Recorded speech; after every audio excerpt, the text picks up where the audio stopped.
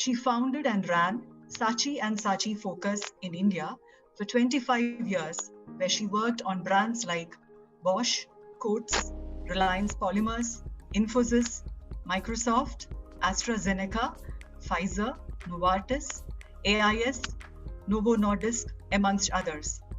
She has 38 years of experience in communication and entrepreneurship. Brand consultancy, strategic planning, and training are her focus areas. After her accountancy training and MBA from the IIM Bangalore, Malavika joined HMT Watches. She then ran her own interior design and packaging firm before joining Saatchi in 1993 after a stint at Mudra Communications. Malavika trained briefly at Saatchi and Saatchi in London, New Zealand, and Singapore. She is one of the first Gurukul Chevening Scholars selected by the British government for a special program under Lord Meghnad Desai at the London School of Economics on globalization. Malavika is the first woman to win the Distinguished Alumni Award from IIM Bangalore.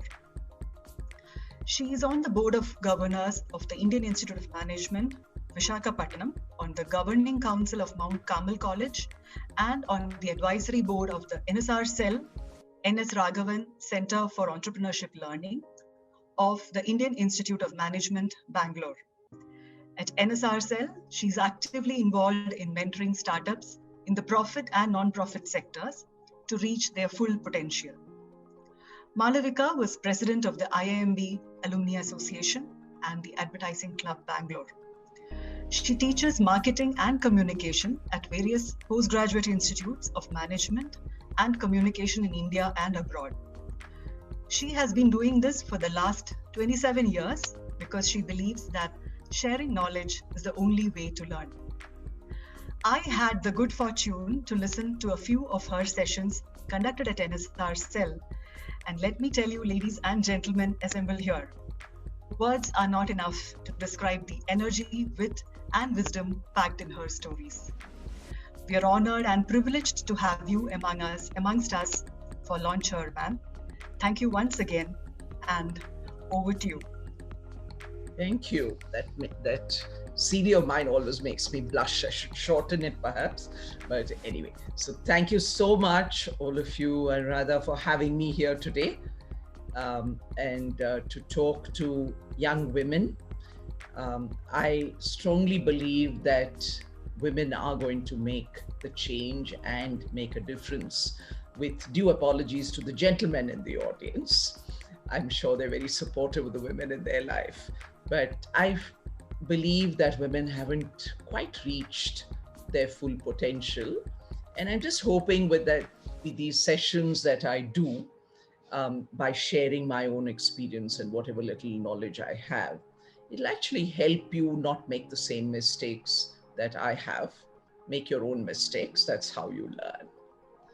As I was preparing for this session today, I suddenly realized that I've done a lot of work in this whole space of talent branding. And I thought I'd share some of that with you. I actually ran a division of Saatchi, which did just this. And it made me very nostalgic when I was preparing for my session today. I think talent branding and HR communication and HR managers are grossly undervalued. That's my personal opinion. I don't know how many of you agree with me, but I think that we are or HR is seen as a sort of necessary evil in most organizations. And people don't really take an HR person too seriously.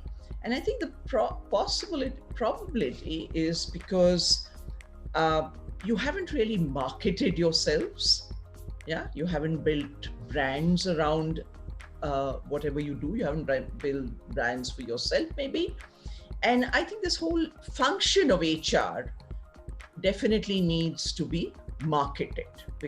All right. And that's what I'm going to look at today very briefly, show you some of the stuff that you can do. And those of you who, I think a lot of you are in the HR function, I want you to also look at HR and yourselves very, very differently. All right. So that's some of the thoughts that I'm going to share with you. So let me just share my screen, take it from there. So hugs and love to all of you.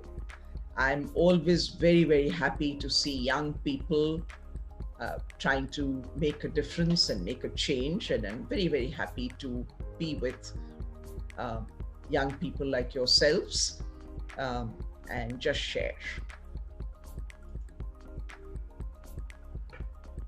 I call you Wonder Women for a reason, because you do so many things. You actually have 5 different avatars,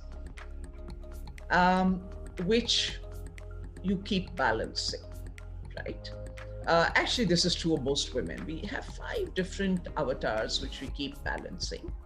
Sometimes the me avatar, which is all about you as a human being, kind of gets subsumed by the family avatar or your professional avatar or your social avatar. And if you get into public life, your public avatar. So that's why I say that women are actually Wonder Women. And especially if you're also a manager, you become what I call a Wonder Manager. And some of the things that you must realize, and I'm going to give you a few tips on how you can actually keep these 5 things in balance. All of them are equally important. You may or may not decide to have a public avatar. That's a completely personal choice.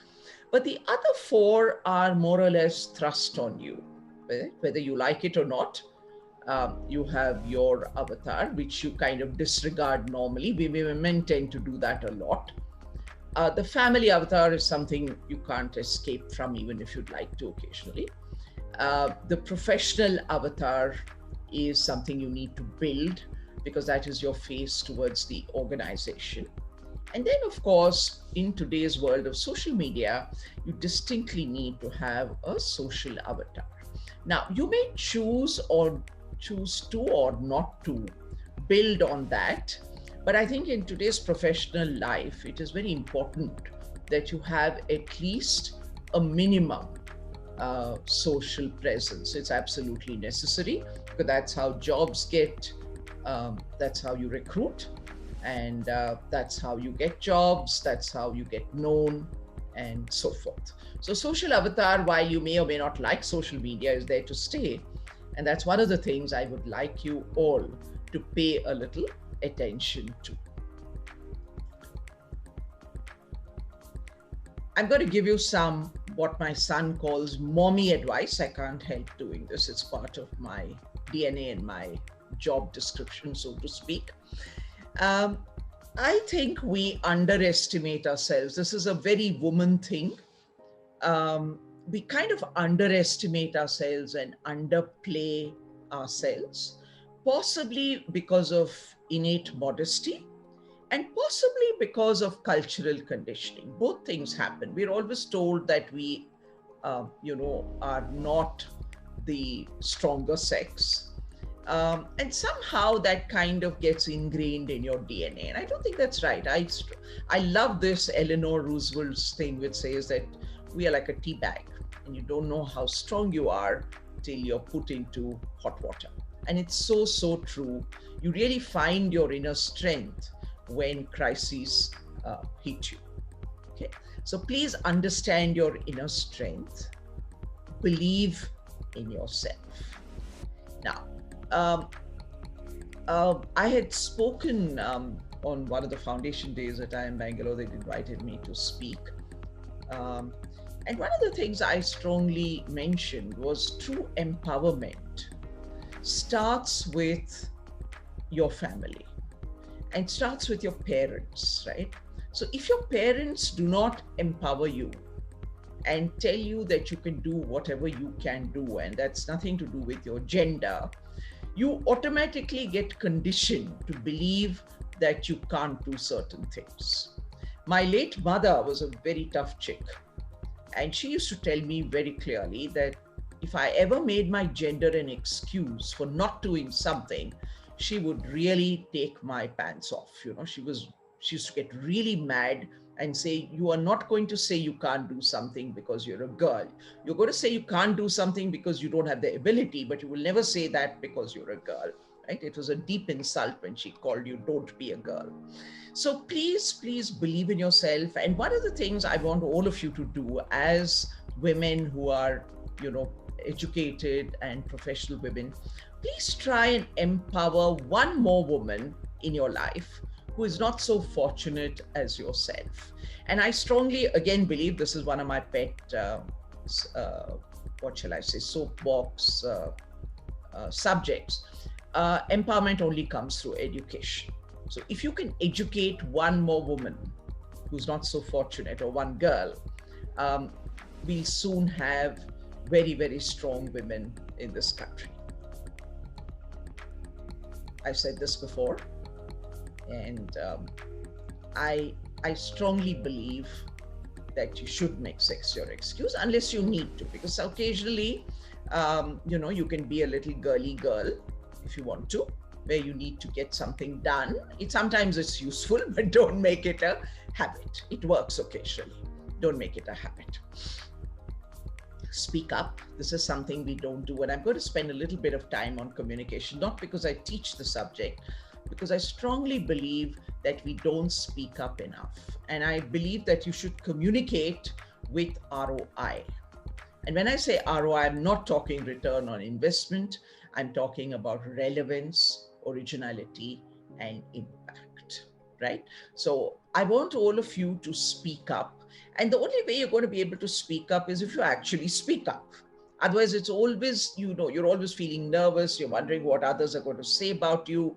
You're worried about the mythical they, and then you keep quiet in the background, right? It's also a cultural thing with us. So learn to communicate. Now, if you look at communication skills, you need to be able to transmit your ideas in a coherent, compelling way so that you can motivate, persuade, and influence people.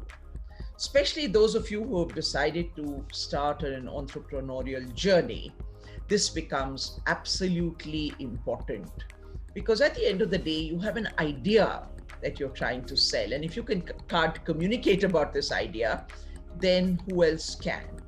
And if other people are not moved by your passion and your ability to communicate, then you are gone, right?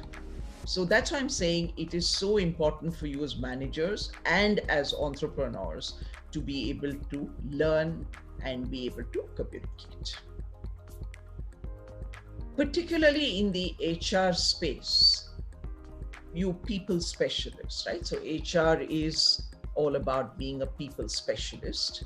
Communication is vital, absolutely vital. And to be a good communicator, there are 4 things that I have found in my experience. You need to actually like people. If you don't like people, firstly, you shouldn't be in the HR space, and you won't be a good communicator. So you need to like people genuinely. It has to come from the heart, because people pick up that you're a false, that it's false very, very quickly. You need to understand people, which is your whole space about consumer behavior. You need to understand people as consumers of your communication. You need to learn the tools and techniques of communicating with them. And then, of course, you need to communicate with them. Now, being strong in silence doesn't work anymore, because people don't have the time to figure out what you think. Okay. And through this process, you manage people. So it's not that it's all soft and fluffy. You need communication to be able to manage human beings, other human beings, and people, not just your consumers, but even your employees and people who work for you. And to do this, you need to have a common field of experience. So this is, those of you who are into math, this is A intersection B. And I'm saying that the sender, which is you, and the receiver, the person who's getting your message, need to have a common field of experience, and you need to maximize A intersection B. Sorry to sound mathematical, but the point I'm trying to make with this slide is that the more you know about your audience, and I'm not saying just a consumer, more you know about even your employees, the better this communication is going to be, right? if you have noticed, this is across the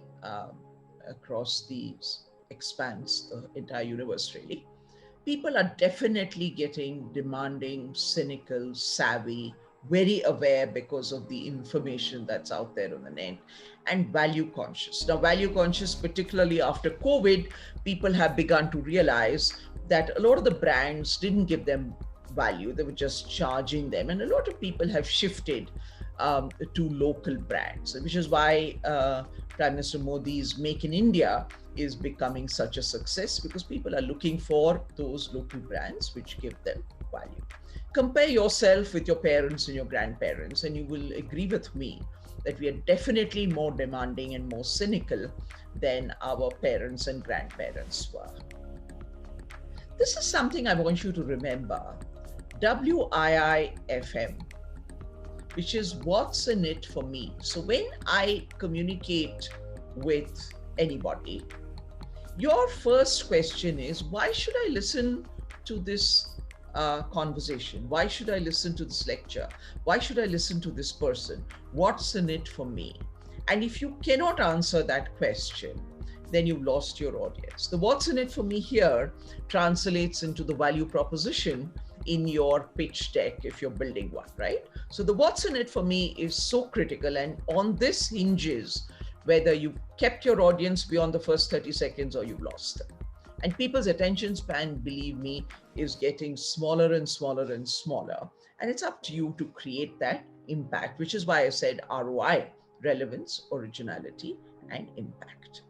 The other thing you need to build up is what I call subject matter expertise or knowledge, because that is when you lend credibility to whatever you're saying. So it's not enough not to be like our politicians. They talk and they're very, very exciting and, very articulate, and you get quite moved when you listen to them. But do they have the credibility? Some of them do, most of them don't, right? And that credibility is very critical for you, both as a manager and as an entrepreneur, and believe me, even as a human being. You need to have an arsenal of communication strategies, because people are changing. So even and especially in today's world, when we are perpetually talking about inclusion and diversity, you can't say the same one thing to everybody, right? So you need to understand people and deliver communication which is suitable to that audience. You can't just do one blanket piece of communication. It doesn't work anymore. It never did. And now more so, because people have so much access to information. I love this, the KISS principle, which says keep it simple, stupid. And I deliberately use the word stupid, not in disrespect, but because I believe that sometimes we complicate our communication to such an extent that nobody but us understands what we are saying. So when you're building communication, the point I want you to take away from here is, when you're building any kind of communication, ensure that you have your audience in mind, ensure that you answered WIIFM, and ensure that there is credibility to whatever you're saying. So there is support to what you're saying. It isn't just hollow words, because people pick that up very, very quickly. I have noticed a lot of HR and government people talk like this. A lot of managers too, and a lot of my students too. Now, the only person in the world other than my late mother who could carry off speaking like this is Shashi Tharoor. All right. So since we do not have Shashi Tharoor's abilities and his way with words, and he truly does. I follow him, not because I admire him majorly, but because I love his command on the language. It reminds me of my mom. She used to speak exactly like this, right? So don't speak like this. Don't communicate like this. The red ones are the way you should be communicating. And in today's world, if you don't get you in the first 30 seconds, you're dead. All right? So don't try to be a Shashi Tharoor. Keep it simple.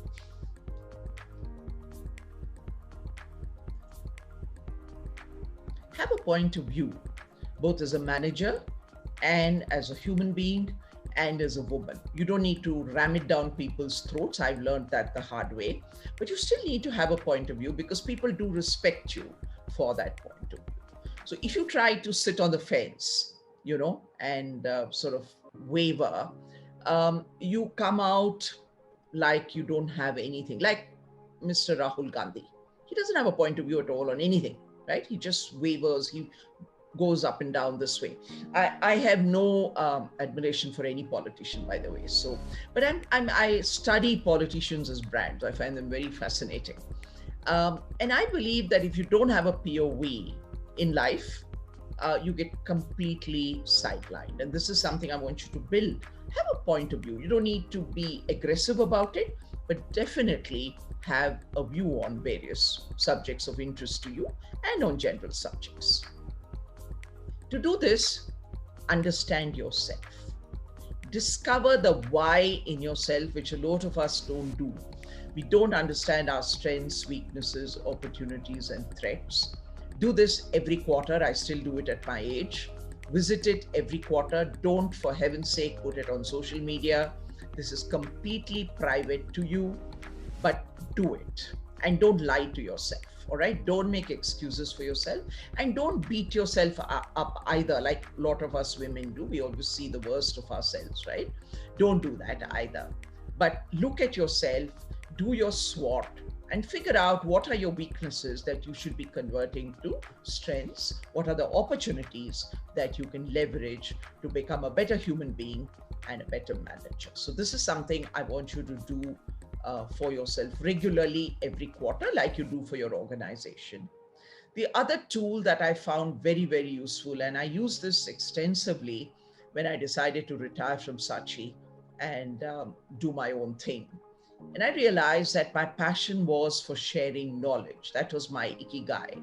And I figured out how I could use that to benefit other people and to, keep myself going over the next few years. And that is why I have sort of branched into so many areas, which are all about sharing knowledge and experience. So this ikigai is available on the net. Download it and do it for yourself. It takes a little time to do because you have to think it through clearly. And it may change over time, but please do it. It's a very, very useful thing to do for yourself personally. And it's never too early to begin. Celebrate being a woman. Imagine we don't need to shave every day.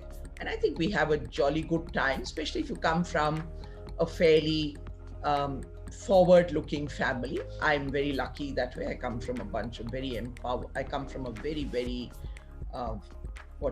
advanced thinking family. And women in our family actually wear the pants, and we have sort of done that for many generations. The men have a great time in our family because they don't have to do anything. We're all alphas, females, and they love being part of our family. They can just chill, as they call it. So that's interesting. But what I am saying is celebrate being a woman. Don't be ashamed of it, and don't become militant about it. Men are great fun. I like them, right? I have no problems with any man in my life. I like them, and I believe that they are interesting and they're different. They complement us. I strongly believe in the Ardhanarishwara concept, and I think it's a complementary thing. So I'm not a bra-burning women's activist, but I have very strong views on women and women's empowerment. If I look at talent branding, coming to what I wanted to discuss today, if I look at the talent branding paradigm, I'm going to put before you some thoughts. Some of you may agree with it, some won't, but I'm just going to take you through a very quick presentation, and then I'll open it up to questions. I strongly believe that the HR function always warrants this. So whenever you get any communication from HR, it's always delete, curse, horrible, why are they writing to me? I noticed Raji smiling. Raji, isn't it true? Yeah, and then all sorts of curse words, etc. Straight to your bin. Why is it like this? Why is it like this? Because if you look at HR as a function, I think the basic problem is in the people in HR who have not valued themselves properly, all right? Because if you look at the function per se, You act as sutradharas or storytellers. Just think about yourself in your job, right? So one of your jobs is to do storytelling and, be the sutradhara. You are like the charioteer who's got a whole diverse bunch of people whom you are trying to drive in the correct direction, right? And they're all going all over the place. Okay. You are also prisms who take in all the knowledge of the organization, the values, whatever the culture of the organization, and you disperse it like a prism. So you act like a prism. And you take care of many, many things. So an HR manager, actually, and I was analyzing this today, does brand positioning for the employee, defines the 4 Ps, and I'll get into detail on that: product, price, promotion, place, understands trends and insights about what is happening in the employee space, defines target markets, develops marketing channels, develops a supply chain where if you're in the recruiting space, all right, maximizes lifetime value, handles grievances, communicates, reduces employee defections, focuses on the stars, deletes the rest, all right? And then recognizes, develops, sustains, and grows brand ambassadors. Because unlike the marketing folks, the CHRO cannot hire Shah Rukh Khan, Amir Khan, and Sunny Leone at huge costs. You have to build your brand ambassadors within your organization. Right? And this is a hell of a job because you got to do this day in and day out. Now, does this sound familiar? Because according to me, you are managing the expectation of experience of your employees. You're managing the their expectations. You're building on those experiences which are positive, eliminating those which are negative, and you're keeping this whole experience relative to the changing employee who's coming into your fold. In marketing terms, this is known as brand management, right? So I'm going to rechristen all of you, all the HR managers in this group, as talent brand managers. And the biggest problem I find, and I met a lot of HR managers in my time, as I told you, I was running a talent branding agency, is that you decry yourself. You don't see yourself doing all these amazing things. Now, if a marketing guy did half of these things, it would be all over LinkedIn, his CV, her CV, all over the place. But because you're HR, you're actually doing all of this, but it is not given a name. And this is why I want you to relook at yourself and rechristen yourself as talent brand managers. Now, talent branding is something I call part of the power brand of an organization. So the marketing brand is the most vociferous, that is the public face of the company, etc., etc. You have a corporate brand which talks about the organization to its various stakeholders, and I'll show you that in a minute. The talent brand is the piece that kind of holds everything together, right? So it is both internal and external. And the 3 avatars of a brand, as I call them, have to be balanced for you to have a balanced organization. And I'm very glad that in the last few years, talent branding and the HR function is actually coming out of the shadows and is not becoming curse, but is actually becoming a vital part of the organization, or at least trying to be, right? Still a long way to go. Look at the number of people that are part of the organizational ecosystem. The focus of the HR is normally on external, that is potential employees and stakeholders. But please remember that you're also talking to media, you have social activists. So it's no longer, you have a whole bunch of government to speak to, right, on rules and regulations and all of that. You have HR analysts who are looking at your attrition rates. So it's no longer an inward-looking function. Like finance was another function, but they're more important because they control the money.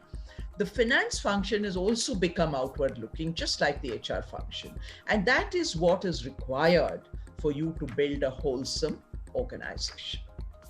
So coming back to the communication part, you need, I've talked about all the stakeholders, but like for HR itself, you need to build a clear messaging platform. This is one of the very important things I want you to look at, which syncs with the organizational philosophy and which you can then use to communicate with your people. And that brings me to what we call talent brands, which has a purpose, which has values, and which has rewards, and which answers two things for your employee. What's in it for me? The employee asks this question, and why would I want to work here? Right? And those are the two biggest questions you will answer to the employee. And that is why you need to build this whole talent brand. So the demarcation between HR, corporate, and marketing are going away, and it's all consolidating because you need to build an organization where employees are happy to stay. All right? And this organization has to be built from inside. Because if you don't have the credibility with your employees, please remember that your employees are speaking to people outside. All of us are connected today. All it takes is a WhatsApp message or a message on Glassdoor which says, "This place sucks, man." That's all that it needs, right?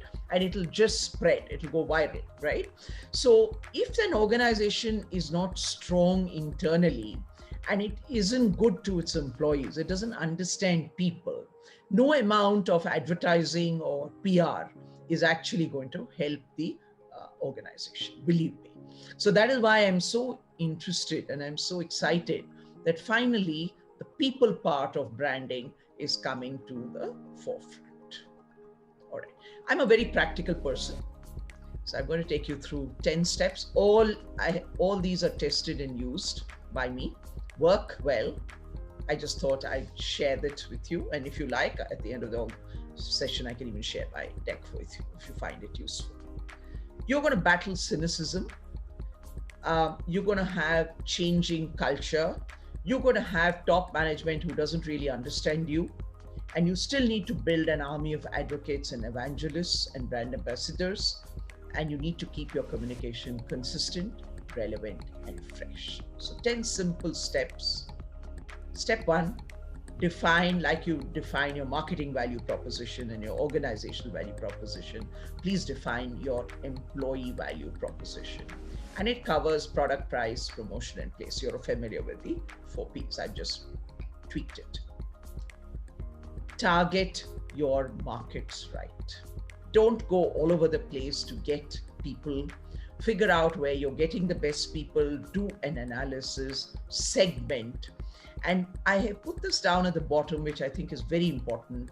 You need a combination of different kinds of people. You don't need just the thinkers. In today's world, you actually need the doers as well, right? So it's not enough to have lovely PPT slides. Even McKinsey, the famous McKinsey, the consulting company, has a doing part now. They have to do to prove that their theories work in the marketplace, right? So please understand, segment right, and please spend a little time on consumer behavior studies and frameworks. It really helps you to judge when you're hiring. Step 3, build a supply chain. Because once COVID lifts, people are going to start churning again like they used to before. You need to have a supply chain and a pipeline of people that you can tap into and sources that you can tap into. Understand your employee life cycle. Now, your life cycle for organization A will be very different from the life cycle of organization B. And as an HR manager, you need to define this employee life cycle. So just like when I buy a phone, I go through a certain process. Here I'm buying a job. So the employee goes through a similar process from recruitment to separation. Okay. Communicate. I've given you various things that you can do at every stage of the employee life cycle, right? And now with social media coming in, use social media. and use your internal intranets to communicate with your employees. Now, don't over communicate, but communicate relevantly and engage them in these conversations. Otherwise, we communicate with our employees once a year on that, consumer sat or your employee satisfaction survey. That's it. We don't communicate the rest of the time. Okay. I want you to actually build an employee experience. Understand not from your perspective, but from an employee perspective, which means you need to go and meet and talk to 100 employees and hear the crap. You're going to hear a lot of crap. That's a given, right?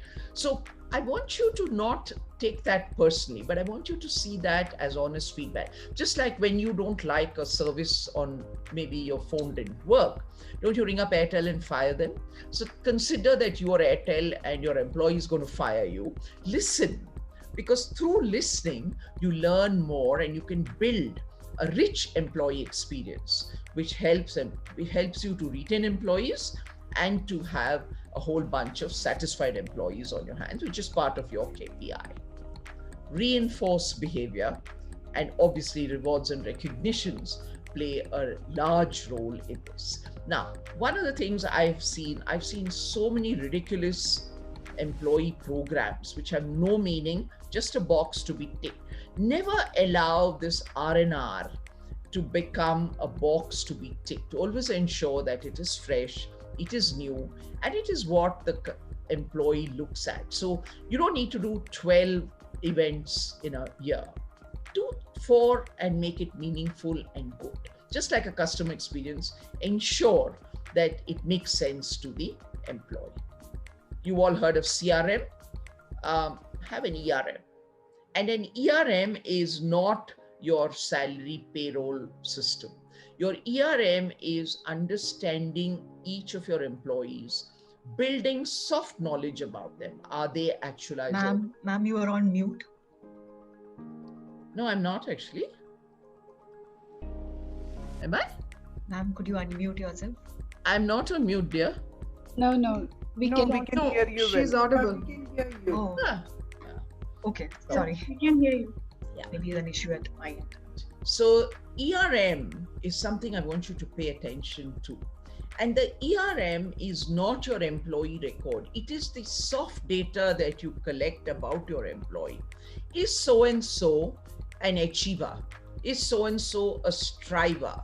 What are those issues? And as you meet your employees and talk to them, just like you meet your customers, you build an employee relationship system. And that way you also learn as to what works for you and what doesn't. Now they're using a lot of AI and ML in the ERM space to figure out how to recruit better, how to recruit wiser.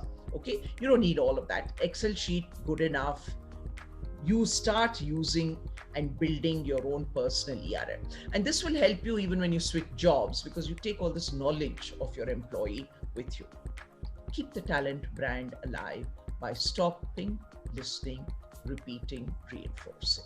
All right. So these are the 4 steps which I need you to follow to keep this talent brand alive. So just like you keep your marketing brand alive, you still need to keep your talent brand alive in the same way.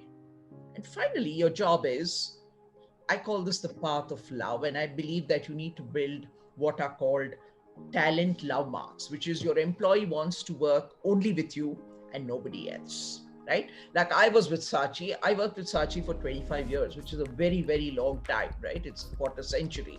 But I worked with them not because it was comfortable, but I worked with them because every time I got bored, they allowed me to start another entrepreneurial venture within Saatchi, right? And they allowed me to grow as a human being. They realized I was a very independent alpha soul, but I needed to work because I needed the money to run my family. But they gave me that independence and they allowed me to exercise my entrepreneurial spirit, which is why I stayed there for 25 years. Okay. And I've never regretted a minute of it. So your job as HR folk is to push them up from haven't heard of them to I will not work anywhere else and I will recommend it to everyone I know. That is a true love mark and a true evangelist, which is the purpose of all this work that I have suggested to you. So may the force be with you. I hope you've got some glimmerings. I mean, it's a very vast subject. I just thought I'll give you an overview. I'll be happy to answer any questions that you may have to ask. And again, thanks for inviting me. And I hope I didn't bore you too much. Go ahead. Any questions? Thank you so much, ma'am. This is Ritika here. Yes. It's not a question, actually. Probably an observation from the work experience side of it. When we talk in the corporate language, right? I've always felt that it is ladies who actually, become an obstacle for other ladies' growth. Either like if they find a person very proactive or, able to do something on their own, they find it more like a threat. So do you also come across these situations when you groom ladies? Is it any sort of an insecurity they feel, or I've never been able to nail this coffin at all. I've always met people, who feel threatened by other ladies. Right. It's not just the lady. I didn't get your name. Kritika, right? It's Ritika. Ritika, men are equally insecure, okay? I know a lot of men who are so insecure. It's not just the women. So don't say that it's only the women. Men are equally insecure, and in the corporate life, you will find a lot of insecure men, particularly if you're like me and you're an alpha female. They completely get shattered when they see me. So I've actually developed, and I share this with you, I've developed my Barbie doll act, which helps to put people at ease, men or women, before I start the meeting, which means I make a lot of fun of myself, and I appear like I have about half a gray cell. But that sets everything in place and lets you continue with what you have to do. Coming back to your question, don't let them bother you.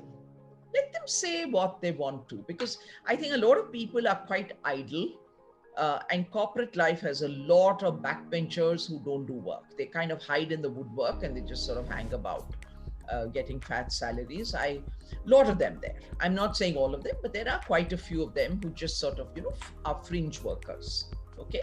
And because these corporations have grown so big, they're able to survive. They wouldn't be able to survive in a startup. Don't bother about them. Never worry about they. Whatever you do, my dear, even if you're Mother Teresa, people are going to say bad stuff. They actually say bad stuff about her as well, right? So don't worry about this they. And don't put a gender on it, okay? Men are equally insecure, believe me. They're no different. They're human at the end of the day. So what you need to do is be very clear about your path. And I would also request you to know your subject thoroughly. See, the insecurity stems from lack of knowledge. If you know your subject very, very thoroughly, nobody can touch you. Don't push it down people's throats, but just quietly do it. Just do it.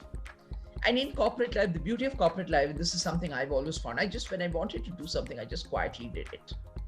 So by the time it got done, and then, it did well, and I'd done my homework, it did well, and then I found that everyone else was taking the credit. So when I was your age, I used to get very upset because other people took credit for my idea, but then I realized that's great. No? I've actually sold the idea to them, and the idea is going to go through, so what the heck, right? So ego out of the way, no worry about they, just do what you need to do. But to do that, you need to have knowledge at your fingertips. I always believe that knowledge is power, particularly in the corporate world. I agree that. Thank you. Hello, ma'am. For your enlightening talk. I wish I had listened to this 35 years back. It would have been most helpful. Why do you say that, Jaya? Well, there are a lot of points which you said, make sense to, touches some of the experiences which I had during my corporate life. But if there was somebody, who could have advised me at some point of time, maybe I would have fared even better, I thought. Actually, Jaya, I think one of the advantages that I had was I grew up in a world of men. All right. So when I joined corporate life in IIM Bangalore, I was the only girl. There were 100 guys. All right. So I looked at it as 105 potential boyfriends, which is a positive way of looking at it. And once I joined advertising in corporate life, I was always one of the minority. Okay. So in fact, I thank a lot of my male bosses because they never showed me any consideration at all. If they worked till 2, I worked till 2. And I never asked for it either. I managed my personal life in a way, and I had a lovely mother who would look after my son. But I managed my personal life in such a way that I never let it intrude into my professional life because I was being paid the same as the guys were. They never gave me any consideration. And in those days, Me Too was not even heard of, right? So, but I devised my own strategy. And one of the things I like to share with you women is my Lakshman Rekha strategy.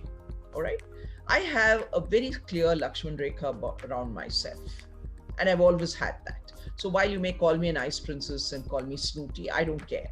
But I don't let many people within that boundary. And if the moment you build that respect around yourself, people begin to respect you. And Indian men are not half bad, believe me. There are obviously some creeps around, but by and large, they are quite respectful of women. And if you respect yourself and you don't take shit from anybody, they don't dole it out.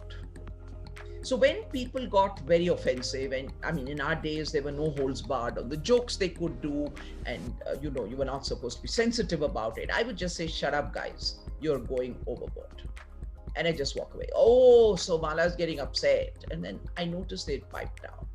But you have to toughen up, you have to be really tough, not just with women, but also with men. And you need to be very clear about my Lakshman Rekha. I'm very clear about it. I never allowed anyone into the Lakshman Rekha unless I wanted them to be there, right?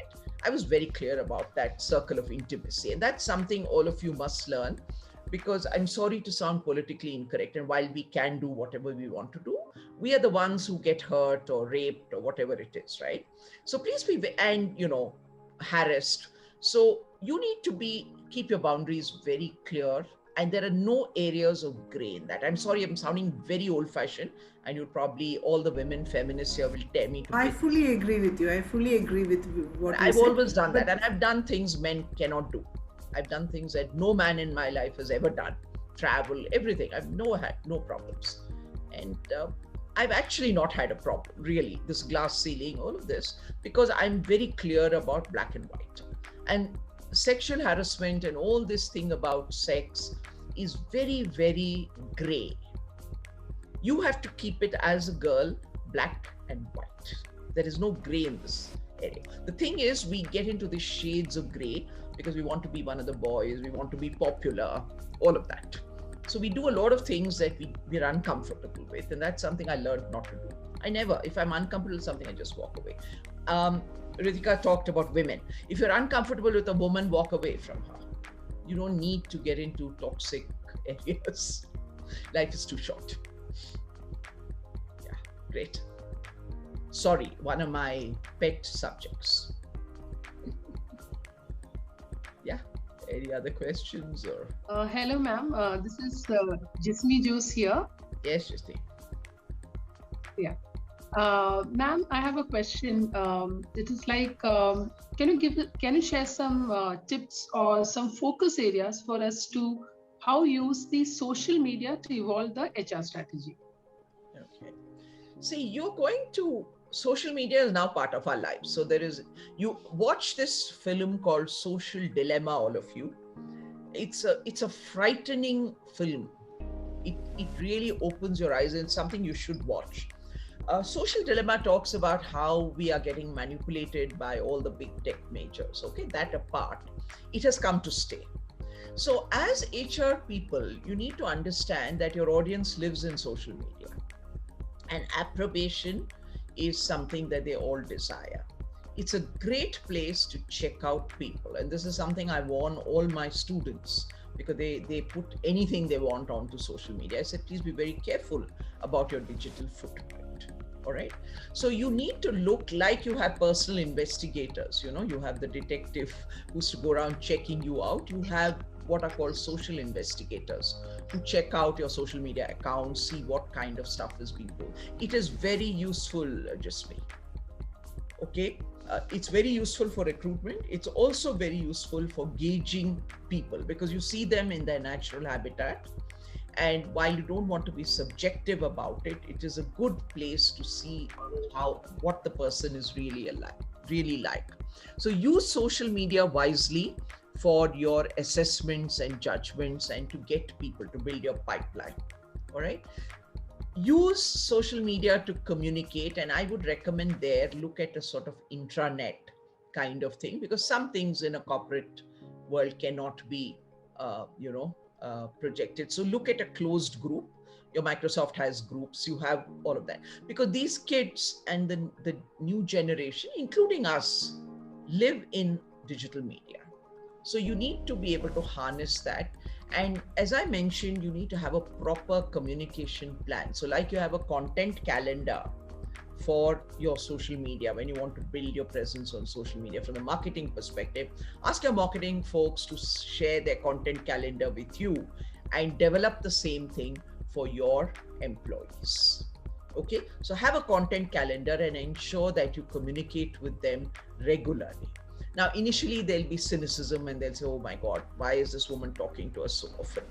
But I notice after time, if that messaging is relevant and useful, people slowly start looking at it, right? Not all of them, but a lot of them. But use it wisely. LinkedIn is good for recruitment, but do your own search on LinkedIn. Don't use their paid services. That's absolute trash. But use your own LinkedIn networks to find people. So you need to, but it's time consuming, you know. So you need to devote that kind of time to use social media effectively for HR. Yeah. Thank you, ma'am. Hi, ma'am. Yeah, hi. Hi, ma'am. This is Manisha. Yes, So I had a question, and it is in continuation with the first question what Ritika had asked. So you had mentioned that it's, when you had sold your ideas to maybe your peers and others take the credit for it. So is it fine not to speak up at that time? Or, how do you tell basically, because your brand is, the moment others realize it's your idea, the brand is getting built for you. So is it okay to shut up, or is it okay to, step up and say it is my idea? Or no, if it is very unfair, right? If it is being stolen, then you definitely need to talk about it.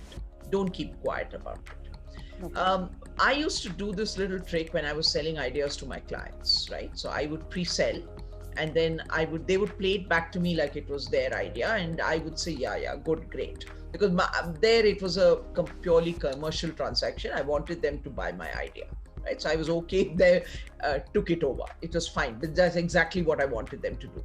In corporate life, you will have situations where people do steal your ideas. If it is a peer, then it is up to you to go to the person and say, hey, you picked up my idea. Sometimes it's not so easy to do with a boss, because sometimes bosses do the same thing. But having said that, people understand that it is your idea. So there is always this little feeling of guilt that I've stolen her idea, and you get a power brownie point. Use it wisely.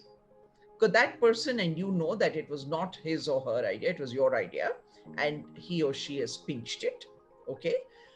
So you always know that, and make it clear in a personal conversation that, the idea that we had talked about, I noticed that you have, do it in a subtle way, but do it openly. Say that, that idea you and I would discuss, that I had mentioned to you, I noticed you've taken it forward, and praise him a little bit and say, yeah, I like the way you have turned it a bit, makes sense. And I'm so glad that you thought my idea was good. And if you can say it deliberately in a larger space where there are 3-4 people who are listening, it makes a lot of sense. Don't crib after that. Leave it there, okay? Because that person realizes that you're not a walkover, and you get a power brownie point. Save those power brownie points. You never know when it'll help. So you have to play it subtly. Don't make it a confrontation, okay? This doesn't work. I've learned this the very hard way. I used to go, like a bull in a china shop, butt heads and say, what the heck? But then I realized it doesn't really matter, does it, in the long run? And I started using this very subtle technique. So people knew that it was my idea.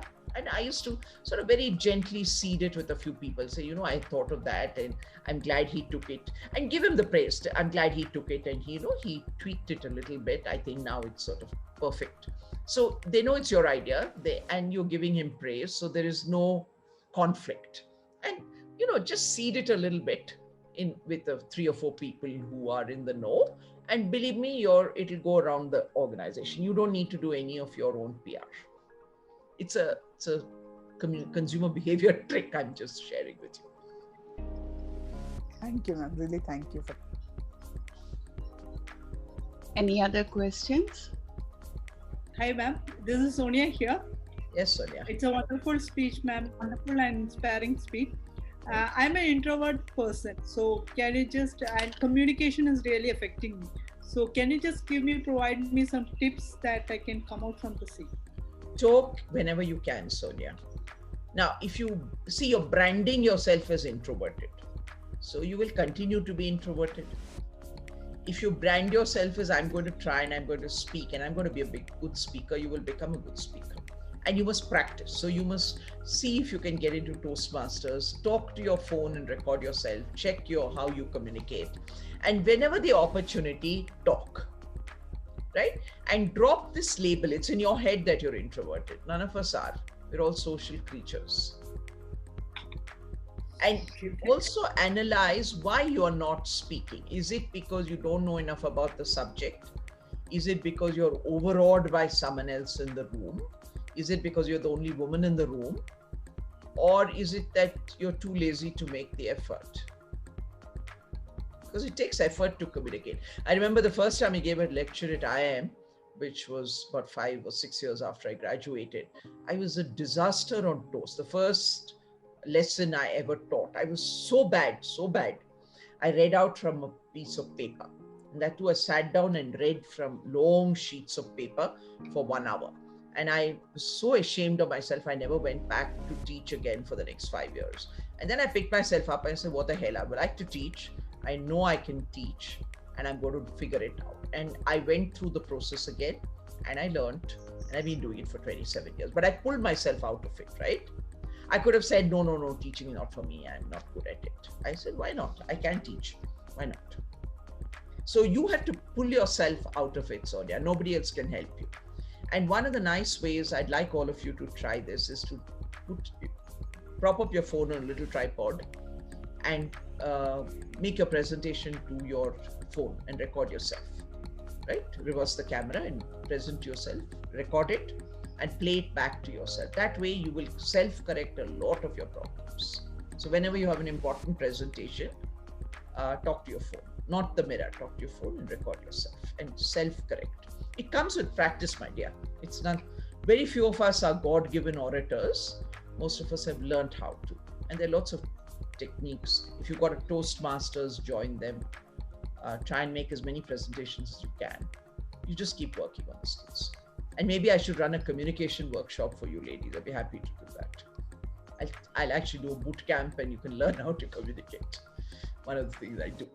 Yeah? Okay. Thank you, ma'am. Great. Any other questions? I think we're just on time.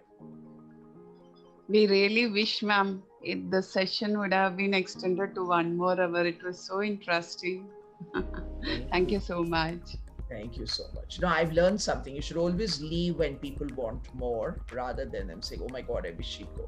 So I think I've reached that. But I would be very happy if you want me to do a communication workshop, because one of the things women struggle with is the power of communication. And you know, that Barbie doll thing comes in picture because of our culture. So I'd be happy to do a communication workshop for you, a 3-hour session where I will at least show you how to communicate better. And that's something I think most women need. I'd be most happy to do it for them. So thank you so much for inviting me, Anuradha, and all of you, Jaya, the rest of the team. Thank you so much for inviting me and for NIPM. All right. So with your permission, I'll log out now. If any of you would like to have my deck, let me know, and I can send it across so you can keep it as a reference point if you want. Ma'am, yeah, just a few words of gratitude. Thank you very much, ma'am, for such an insightful session. And I'm really grateful to you for having accepted our invitation today and agreed to address all the Launcher participants on this fourth masterclass. I'm sure that there are a lot of takeaways for all the Wonder Women here. I'm glad that many of you could relate to the examples shared by ma'am. My personal favorites are ROI, relevance, originality, and impact. Have a POV, point of view, do your own Ikigai, and of course, the 10 steps of talent branding. I'm sure many of us are going to connect with you, ma'am, and invite you for further sessions in the future. Thank you all the dear participants for the various questions and making it a very interactive session. We request each of you to volunteer for sending the curated content based on your learnings from this session. As has been already announced in LinkedIn, we would be sharing the best entry on LinkedIn, tagging the person who sends it. I thank our senior committee members, all the participants, our judging panel members, and the organizing team for taking time out today to be part of the masterclass. And yes, it's not ending here. So please hold on. We are yet to listen to the announcement of the 15 finalists. Thank you so much, ma'am, on behalf of the entire team. Thank you very much. I log out at this point, and God bless. Bye-bye. Thank you, ma'am.